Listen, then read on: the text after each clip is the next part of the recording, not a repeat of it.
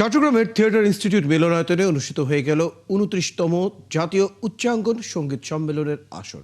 উপমহাদেশের সানাই সম্রাট ও শাস্ত্রীয় সঙ্গীতের দিকপাল ওস্তাদ বিসমিল্লাহ খাঁর স্মরণে দুদিনব্যাপী এই উচ্চাঙ্গ সঙ্গীতের সম্মেলন হয়।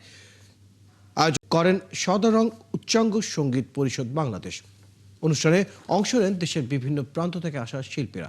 জহিরুল ইসলামের ক্যামেরায় চট্টগ্রাম থেকে প্রণবেশ চক্রবর্তীর প্রতিবেদন।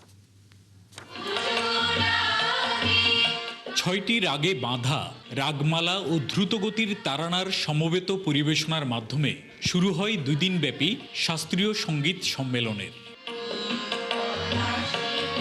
ওস্তাদ স্বর্ণবৈ চক্রবর্তীর সুর ও কথায় প্রথমে তেওরা ও পরে ত্রিতালে বাঁধা বন্দিশটি ছুঁয়ে যায় দর্শক শ্রোতার মন।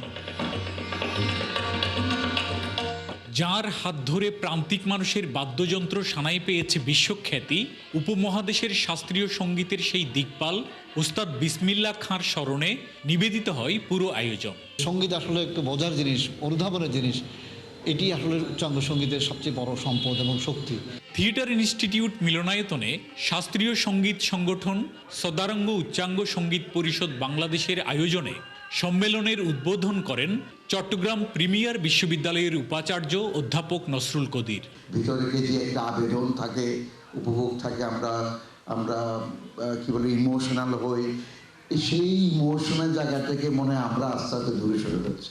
অনুষ্ঠানে শাস্ত্রীয় সঙ্গীত পরিবেশন করেন দেশের বিভিন্ন জেলা থেকে আগত শিল্পীরা। এ ধরনের আয়োজন নতুন প্রজন্মকে ধ্রুপদী সঙ্গীত চর্চায় উদ্বুদ্ধ করবে জানান উপস্থিত শ্রোতা দর্শকরা। বিসমিল্লাহ খাঁ সাহেবের যে সানাই, সে সুর, যেটা শাস্ত্রীয় সঙ্গীতের যে সুর সানাইয়ের মাধ্যমে উনি দিয়ে গেছেন, সেটা তো ভোলার কিছু না। শুদ্ধ সঙ্গীত একটা সুন্দর, একটা সুস্থ বিনোদন যেন আমরা আমাদের সন্তানদের, আমাদের প্রতিবেশীদের, আমাদের সকলের মাঝে ছড়িয়ে দিতে পারি। ২৯ বছরের মধ্যে আমরা যেভাবে সাড়া পেয়েছি, প্রতি স্তরের মানুষ, জ্ঞানী গুণীজনদের সান্নিধ্য পেয়েছি, অভাবনীয়। শাস্ত্রীয় সঙ্গীতের প্রচার প্রসারে এ ধরনের আয়োজন অব্যাহত থাকবে জানান আয়োজকরা। সঙ্গীতের মূলটা আসলে তো উচ্চাঙ্গ সঙ্গীত, তো সেটা সঙ্গীতের কারুকাজগুলো, সঙ্গীতের যে কত ধারা আছে, কত কারুকাজ আছে, সেটা আসলে উপলব্ধি করতে পারে উচ্চাঙ্গ সঙ্গীতের মাধ্যমে। 2 দিনের সম্মেলনে ধ্রুপদী সঙ্গীতের বিভিন্ন ধারার সমবেত একক পরিবেশন ছাড়াও ছিল বিভিন্ন বাদ্যযন্ত্র পরিবেশনা।